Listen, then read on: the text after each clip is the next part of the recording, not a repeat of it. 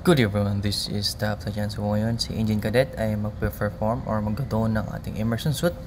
At ang ating tatakayin ngayon isang requirements ng ating immersion suit as per our SOLAS at saka sa ating LSA code.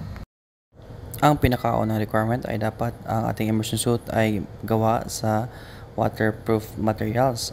Dapat kaya nitong i-unpack at isuot ang ating immersion suit within 2 minutes na walang katulong ang ating participants o ang sumusuot nito.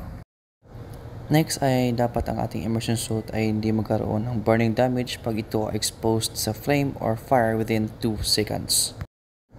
Next requirement natin ay dapat ang immersion suit natin ay makakover ng whole body natin except lang ang ating face area. Next requirement natin na dapat kung tayo ay tatalon within 4.5 meters sa tubig, hindi ito matatanggal or madidislodge ang ating immersion suit. Next, kapag ang wearer nito ay napagod na or unconscious, ibig sabihin na himatay, dapat ang immersion suit ay kayang itaas ang kanyang face up to 120 mm above the surface of the water. Next, dapat ang sumusuot nito ay kayang umikot ng face up at face down within 5 seconds. At next, dapat ang wearer nito ay kayang umakyat ng vertical ladder ng about 5 meters at kaya nitong gumawa ng mga duties niya sa abandoned ship.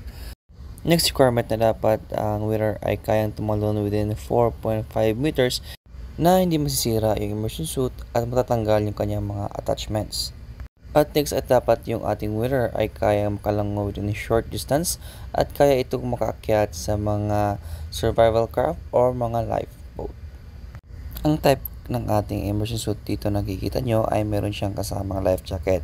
Sa ibang barko or sa ibang model, hindi po kasama yung life jacket dito. So kaya kung ikaw ay isang third mate or ikaw ang naka-in-charge dito sa ating life saving, dapat alam mo ang mga bagay na ito at ito ay yung mga zipper, yung ilaw niya at saka yung whistle niya na dapat ito yung mini-maintain natin kung meron tayong checklist 2 weekly or monthly at saka meron naman itong pressure test regularly na meron tayong ginagawa niyan. So dapat alam mo ito kung kailan yung ma-expire, kung kailan ito gagawin at paano ito gagawin. So yan lang guys, huwag kalimutang i-like, i-share at i-follow ang ating page para sa mga karagdagang information katulad nito. So maraming salamat sa ating engine cadet sa nag-perform ng ating immersion suit.